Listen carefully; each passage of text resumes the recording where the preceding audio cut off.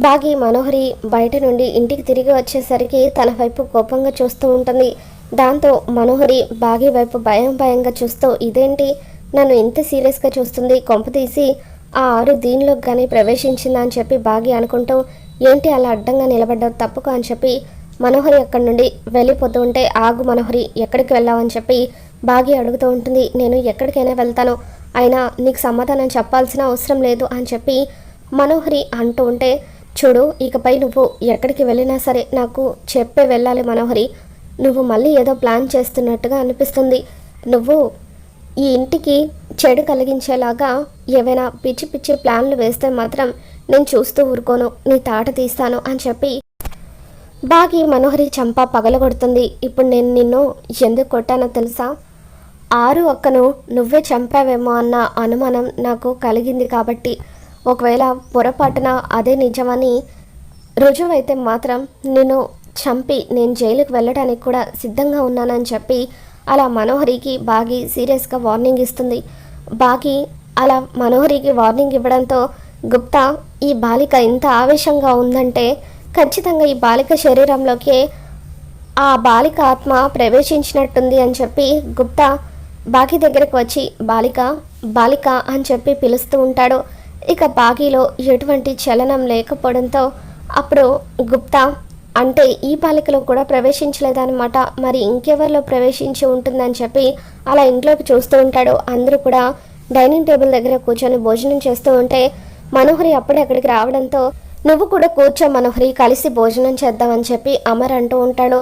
వద్దమర్, నేను తర్వాత తింటాను, మీ ఇద్దరికి వడ్డిస్తాను అని చెప్పి మనోహరి అందరికీ వడ్డిస్తూ, ఈ తాయెత్తుతో అందరినీ తాకి చూస్తాను, అప్పుడు ఎవరి ఒంట్లోకి ఆ ఆరు ఆత్మ ప్రవేశించిందో తెలిసిపోతుంది అనుకొని మనోహరి అందరినీ ముట్టుకుంటూ భుజం మీద చేయి వేస్తూ, పప్పు వేనా, సాంబార్ వేనా, పెరుగు వేనా అంటూ అందరికీ కూడా అలా వడ్డిస్తూ ఉంటుంది.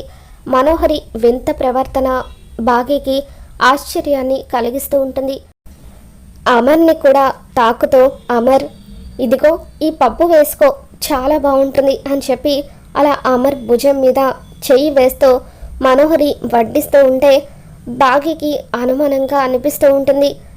ఈ మనోహరి ఏంటి ఈరోజు కావాలనే అందరినీ తాకుతున్నట్టుగా అనిపిస్తుంది, అసలు ఏం చేయాలనుకుంటుందని చెప్పి బాగి మనోహరిని అబ్జర్వ్ చేస్తూ ఉంటుంది. మనోహరి అలా ఎవరిని తాకినా కూడా తన చేతికి ఉన్న ముత్యం వెలగకపోవడంతో ఇక ఇరిటేట్ అవుతూ గదిలోకి వెళ్ళిపోతుంది. ఆత్మ శరీరంలోకి ప్రవేశించిన తర్వాత ఆ శరీరాన్ని తాకితే ముత్యం వెలుగుతుందని ఆ గోర చెప్పాడు. కానీ శరీరాన్ని తాకితే ఈ ముత్యం వెలగడం ఏంటి, వాడి బొంద, అసలు వాడికి నిజంగా మంత్రాలు వచ్చో రావో, ప్రతిసారి కూడా నాకు ఈ అనుమానం కలుగుతూనే ఉంది అని చెప్పి మనోహరి ఆవేశంగా ఆ ముత్యాన్ని బయటకు విసిరేస్తుంది. ఇక ఇంతలో అక్కడికి అంజు వస్తుంది. ఆంటీ, ఇది మీదేనా అంటూ అలా అంజు మనోహరి దగ్గరికి వస్తుంది. అవును నాదే, ఇలా ఇవ్వు అని చెప్పి మనోహరి అంటూ ఉంటే అప్పుడు అంజు దాన్ని మనోహరి చేతికి ఇస్తూ ఉంటుంది. మనోహరి దాన్ని తీసుకోబోతూ ఉంటే అప్పుడు అంజు దాన్ని వదలకుండా అలాగే గట్టిగా పట్టుకుంటుంది. ఏంటి అంజు, వదలకుండా అలాగే గట్టిగా పట్టుకున్నావేంటి, వదులు అని చెప్పి మనోహరి గట్టిగా అరుస్తుంది. వదలమంటావా మను అని చెప్పి ఆరో వాయిస్తో అంజు మాట్లాడడంతో మనోహరి ఒక్కసారిగా షాక్ అవుతుంది. అంజు ఆ ముత్యాన్ని తాకగానే ఆ ముత్యం వెలుగుతూ ఉండడంతో మనోహరి అంజుని చూడగానే భయంతో వణికిపోతూ ఉంటుంది. తన కళ్ళ ముందు ఆరుయే వచ్చి నిలబడినట్టుగా మనోహరికి అనిపిస్తూ ఉంటుంది. ఇక దాంతో మనోహరి ఆరు ఆరు అని చెప్పి అంటూ ఉంటే అప్పుడు అంజు, ఏమైందండి, ఎందుకు అమ్మ పేరుతో నన్ను పిలుస్తున్నారు, అమ్మ ఇక్కడే ఉందా, మీకు కనిపించిందా అని చెప్పి అంజు నార్మల్గా మనోహరిని అడుగుతూ ఉంటుంది. మరొకసారి మనోహరి ఆ ముత్యంతో అంజుని తాకి చూస్తుంది. ఈసారి ఆ ముత్యం వెలగకపోవడంతో, అంటే ఇప్పుడు ముత్యం వెలిగినట్టుగా నేను అనవసరంగా భ్రమపడ్డానా అని చెప్పి మనోహరి టెన్షన్గా ఒక చోట కూర్చొని, ఏం లేదులే అంజు, నేను కాసేపు రెస్ట్ తీసుకుంటాను, నువ్వు వెళ్ళు అని చెప్పి అంజుని గదిలో నుండి బయటకు పంపించేస్తుంది. ఈసారి బాగి అక్కడికి వస్తుంది. ఏమైంది మనో, ఎందుకు అలా కోపంగా కూర్చున్నావని చెప్పి బాగి సీరియస్గా చూస్తూ అడుగుతూ ఉంటే అప్పుడు మనోహరి బాగిని తాకి చూస్తుంది. ఈసారి ముత్యం మళ్ళీ వెలుగుతూనే ఉంటుంది. దాంతో బాగిని చూడగానే మనోహరి భయంతో వణికిపోతూ ఆరు ఆరు అని చెప్పి అంటూ ఉంటే, ఎవరి శరీరంలోకి నువ్వు ప్రవేశించావో నిజం చెప్పు అని మనోహరి అంటూ ఉంటే అప్పుడు ఆరు బాగీలో నుండి వెళ్ళిపోతుంది. మనోహరి మాటలు వినేసిన బాగి ఒక్కసారిగా షాకోతో నువ్వు అంటుంది ఏంటి మనోహరి, ఆత్మ శరీరంలోకి ప్రవేశించడం ఏంటి అంటే నా అనుమానమే నిజమన్నమాట. ఆరు ఒక్క ఆత్మ ప్రతి పౌర్ణమికి ఈ ఇంట్లో ఎవరో ఒకరి శరీరంలోకి ప్రవేశిస్తుంది కదా అని చెప్పి బాగి మనోహరితో అంటూ ఉంటే, ఏం మాట్లాడుతున్నావు నువ్వు, నేనేదో రాత్రి దయ్యం సినిమా చూసి ఆత్మ శరీరం అని మాట్లాడుతూ ఉంటే దాన్ని పట్టుకొని నీకు నచ్చినట్టుగా కథలు అల్లేసుకుంటున్నావేంటి అని చెప్పి మనోహరి అంటూ ఉంటుంది. దాంతో బాగి లేదు మనోహరి, ఖచ్చితంగా నువ్వు నా దగ్గర ఏదో దాస్తున్నావో, నా అనుమానం కనుక నిజమైతే ఖచ్చితంగా ఆరు ఒక్క ఎవరి వల్ల చనిపోయిందో తెలుసుకుంటాను, వాళ్ళకి శిక్ష పడేలాగా చేస్తాను అని చెప్పి బాగి సైలెంట్గా అక్కడి నుండి వెళ్ళిపోతుంది. ఇక తర్వాత అంజులకి మరొకసారి ఆరు ప్రవేశిస్తుంది. అంజు ఇంట్లో నుండి బయటికి వస్తుంది. లాన్లో ఒక చోట కూర్చుంటుంది.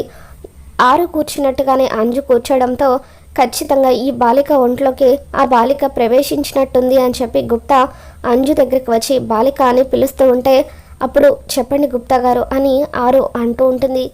ఇందాక నేను నిన్ను చూసినప్పుడు నువ్వు ఈ బాలిక శరీరంలో లేవు కదా అని చెప్పి గుప్తా అంటూ ఉంటాడు. దాంతో ఆరు ఈరోజు నేను కేవలం ఒకరి శరీరంలోకి మాత్రమే ప్రవేశించడం లేదు గుప్తా గారు, ఆ మనోహరికి భయం కలిగించే విధంగా ఇంట్లో అందరి శరీరాల్లోకి ప్రవేశించబోతున్నాను.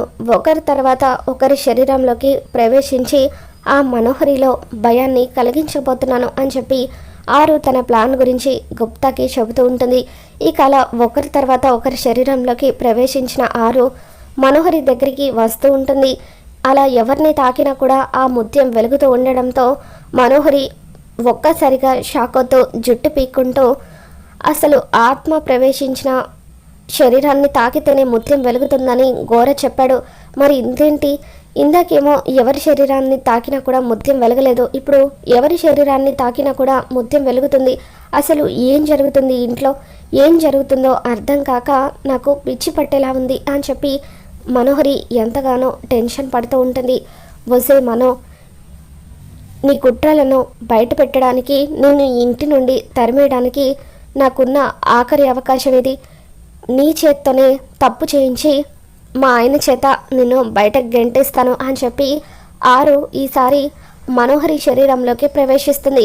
ఎలాగైనా సరే అస్థికలు నదిలో కలపకుండా ఉండడం కోసం అని చెప్పి ఆరు ఆత్మ మనోహరిలోకి ప్రవేశించి ఇక కావాలనే అమరు గదిలో ఉన్న అస్థికలను తీసుకొని హాల్లోకి వస్తుంది. ఇంట్లో అందరూ కూడా మనోహరి వైపు చూస్తూ, మనోహరి ఏం చేస్తున్నావు నువ్వు, ఆరు అస్థికలు ఇప్పుడెందుకు తీసుకువస్తున్నావు అని చెప్పి అమర్ వాళ్ళ అమ్మ నాన్న వీళ్ళంతా కూడా మనోహరిని అడుగుతూ ఉంటారు. ఇక మనోహరి మాత్రం ఏమీ మాట్లాడకుండా అలా సైలెంట్గా హాల్లోకి వచ్చి సెంటర్లో నిలబడి అందరి వైపు కూడా చూస్తూ ఉంటుంది. మనోహరి అడుగుతుంటే, నిన్నే ఎందుకు ఆరు అస్థికలు నా బెడ్రూమ్లో నుండి తీసుకువచ్చావు, మర్యాదగా తీసుకువెళ్ళి అక్కడే పెట్టేసే అని చెప్పి అమర్ అంటూ ఉంటాడు. ఇకప్పుడు మనోహరి ఒక్కసారిగా ఆ అస్థికలను కింద పడేసి నేలపాలు చేస్తుంది. దాంతో ఇంట్లో అంతా కూడా ఒక్కసారిగా షాక్ అవుతారు. ఆరు అస్థికలు నేలపాలు చేసినందుకు గాను అమర్ ఒక్కసారిగా మనోహరి చెంప పగలగొడతాడు. ఇక గుప్తా ఇదంతా చూస్తూ, అమ్మ బాలిక, నువ్వు ఈ విధంగా చేసావా అని చెప్పి అస్థికలు నేలపాలు చేసావు, ఇప్పుడు వాళ్ళు కాశీలో అస్థికలు ఎలా కలుపుతారు అని చెప్పి గుప్తా అనుకుంటూ ఉంటాడు. ఈ మనోహరి వల్ల పెద్ద అపచారం జరిగిపోయింది. రేపు కాశీకి వెళ్ళి మన కోడలి అస్థికలు పుణ్య నదిలో కలుపుదాం అనుకున్నాము, కానీ ఈ మనోహరి వల్ల నా కోడలికి విముక్తి లేకుండా పోతుంది అని చెప్పి బాధపడుతూ ఉంటుంది. దాంతో అమర్, నీకు అసలు బుద్ధుందా మనోహరి, ఆరు అస్థికలను నేను ఎంత ప్రాణంగా చూసుకుంటున్నానో తెలుసు కదా, అటువంటి అస్థికలను ఇలా నేలపాలు చేస్తావా అని చెప్పి మండిపడుతూ ఉంటాడు. ఇక ఆరు మనోహరి శరీరంలో నుండి బయటకు వెళ్ళిపోతుంది. దాంతో మనోహరికి ఏమీ అర్థం కాక, ఏంటి అమర్, నేను ఆరు అస్థికలు నేలపాలు చేయడం ఏంటి అని చెప్పి అంటూ ఉంటే, ఇప్పుడు జరిగింది నీకేమీ గుర్తులేదా అని చెప్పి అమర్ అడుగుతూ ఉంటాడు. దాంతో లేదమర్, అసలు నాకేం గుర్తులేదు అని చెప్పి మనోహరి అంటూ ఉంటే అప్పుడు నిర్మలమ్మ అంటే 6 ప్రతి పౌర్ణమికి ఎవరో ఒకరి శరీరంలోకి ప్రవేశిస్తుందని మిస్సమ్మ అనుమానించింది కదా, మిస్సమ్మ అనుమానమే నిజమై ఉంటుంది అమర్ అని చెప్పి అంటూ ఉంటుంది. దాంతో ఎట్టి పరిస్థితుల్లోనూ వీళ్ళకి నిజం తెలియకూడదు అని చెప్పి ముందు నొయ్యి వెనక గొయ్యిలాగా ఉంది నా పరిస్థితి. ఇప్పుడు ఏం జరిగిందో నాకు గుర్తులేదని చెప్తే నిజంగానే ఆత్మ ప్రవేశించిందని వీళ్ళు నమ్ముతారు. నేనే కావాలని అస్థికలు కింద పడేశానని చెప్తే అమర్ ఒక్క క్షణం కూడా నన్ను ఇంట్లో ఉండనివ్వడు. ఇప్పుడు నేను ఏం చేయాలని చెప్పి మనోహరి ఆలోచిస్తూ ఉంటుంది. మరి రాబోతున్న ఎపిసోడ్లో ఏం జరగబోతుందో మళ్ళీ మన ఛానల్లో తెలుసుకుందాం. మీకు కనుక ఈ వీడియో నచ్చినట్లయితే తప్పకుండా లైక్ చేయండి.